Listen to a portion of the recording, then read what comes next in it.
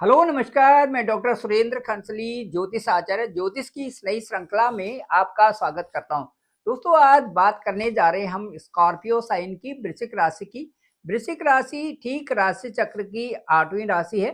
ये राशि इस तरह से है कि इसमें जो गुप्त रहस्य, ये कई सारी चीजें ऐसी होती हैं जो ये गुप्त रखते हैं अपनी बातों को। वो भी एक बहुत अच्छी बात है, क्योंकि आजकल के समय में यदि आप भागवत भाव से आगे चल रहे हैं तो उसमें लोग सारी चीजें डिस्क्लोज कर देते हैं, वो भी ठीक नहीं है। इस तरह से इस जो विशेषता है, ये जो कैरेक्टरिस्टिक्स है वृश्चिक राशि की, स्कॉर्पियो साइन की, ये बहुत अच्छी है। इसमें क्या होता है कि जो प्लानिंग्स आप करने जा रहे हैं या जिस तरह से आप अभेद्य चक्रों को भेदने जा रहे हैं अपनी जिंदगी के, अपनी लाइफ स्टाइल के, उनमें आपको चलने में भी परेशानी नहीं होती और फिर वो टारगेट तक पहुंचने भी परेशानी नहीं होती।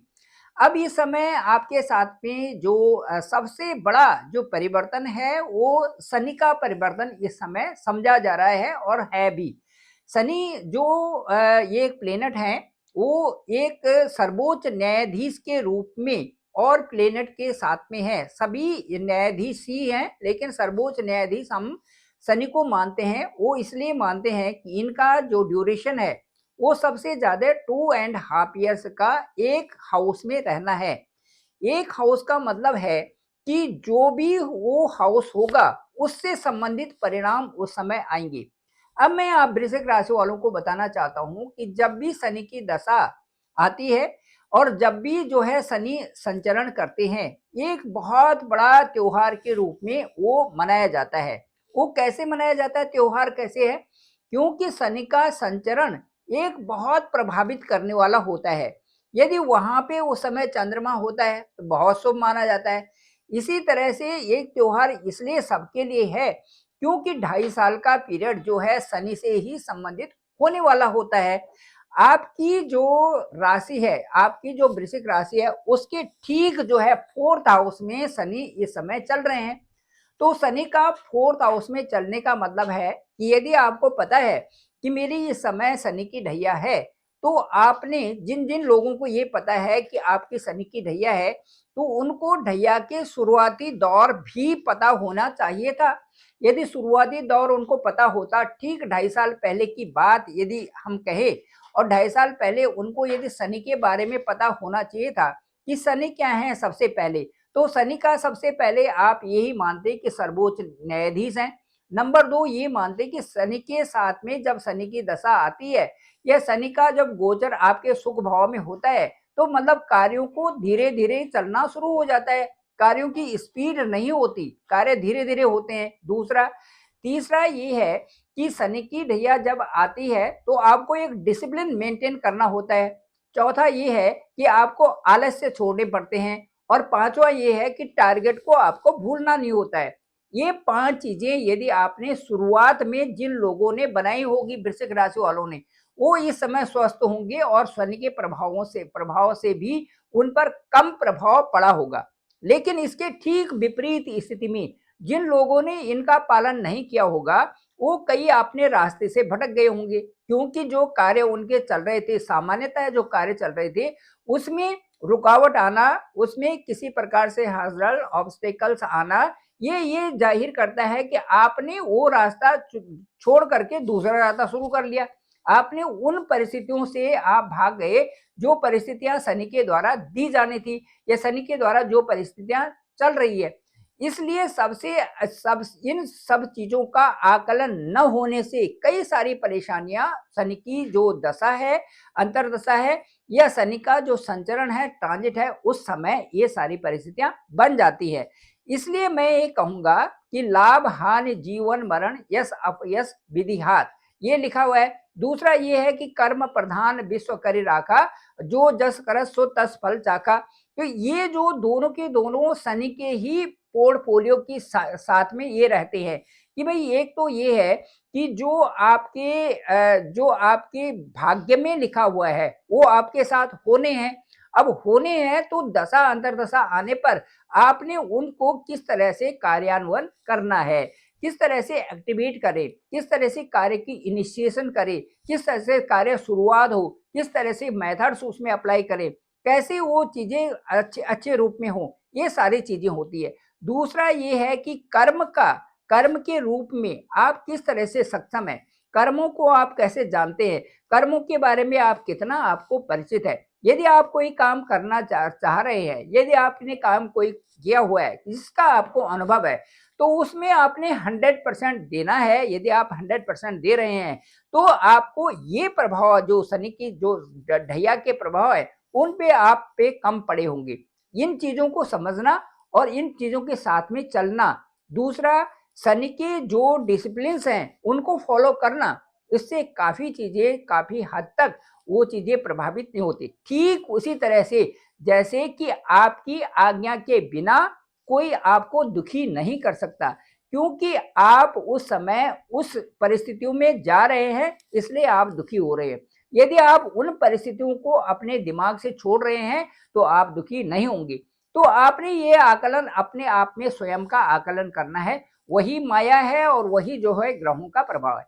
चलिए शुरू करते हैं और चलते हैं वृश्चिक राशि की तरफ। शनि इस समय आपके चतुर्थ हाउस में है, शनि इस समय अस्त चल रहे हैं। अस्त शनि का होने का मतलब कि अपने कार्यों का जिस तरह से वहां पर चल रहा था, उनमें वो अब हल्के प्रभाव दे रहे हैं। इसका मतलब है कि वो मीनस्थ भी हो रहे हैं, मीन राशि की तरफ भी जा रहे हैं, पंचम हाउस की तरफ भी बढ़ रहे हैं, और पंचम हाउस की तरफ यहाँ पर छठ ग्रही योग भी होगा, वहां पर राहु भी रहेंगे, और उसके राहु के साथ साथ में बुध भी रहेगी। इसलिए 1.5 महीने का जो पीरियड होगा आपके लिए, जो 29 मार्च 2025 से और उसके बाद 18 मई तक पीरियड होगा, जो इसमें थोड़ा सा बुद्धि से संबंधित आपने सही काम कर रहे हैं, क्योंकि आपके बुद्धि के विवेक के ज्ञान के सामने यहाँ पर जा रहे हैं शनि भी, वहां पर राहु भी है, तो बुद्धि भी है, बुद्ध भी है। तो इसलिए जो इंटेलेक्ट है, जो इन्वेस्टमेंट है, जो बिजनेस है, उसमें प्रभावित करेगा। तो यहाँ पर आप पर डिपेंड करता है। सब कुछ ठीक है, दशाएं भी सब ठीक है, 6 ग्रह भी ठीक है। अब यहाँ पर आपने लेना है कि इन्वेस्टमेंट जो हो रहा है वो सही हो रहा है कि नहीं। जैसे दशाओं में बीच में बुद्ध की दशा आ रही है और बुद्ध आपका जो है 12वें स्थान में है, ठीक है, इन्वेस्टमेंट कराना, आपने नया काम शुरू कर दिया, सब कुछ कर दिया, लेकिन 12वें स्थान का मतलब ये है कि इन्वेस्टमेंट हो रहा है, तो वो ज्यादा कितना करना है, क्या करना है, वो सब आपके ऊपर डिपेंड करता है।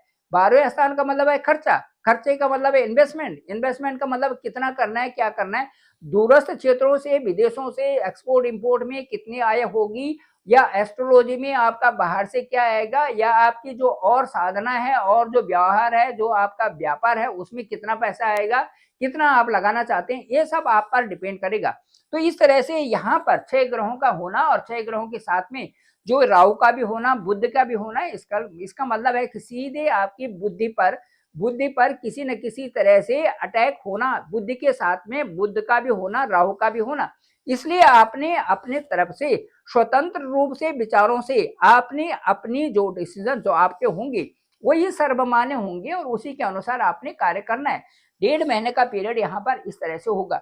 बाकी 29 जो 29 जो मार्च 2025 ऑनवर्ड्स आपके लिए ठीक ज्ञान के सामने यहाँ पर होंगे शनि, और ज्ञान के सामने होंगे तो वहां पर बृहस्पति के घर में होंगे।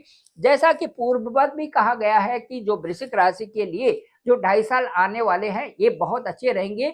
इस लिहाज से क्योंकि जो प्लानिंग्स का क्षेत्र है, वहां पर शनि रहेंगे और प्लानिंग्स आपकी अच्छी बनेंगी, और आप ज्ञान के द्वारा, अपने ज्ञान के द्वारा उन चीजों को आगे बढ़ाओगे कि किस तरह से ये चीजें सही रूप में, परफेक्शन रूप के रूप में आपके साथ होंगी।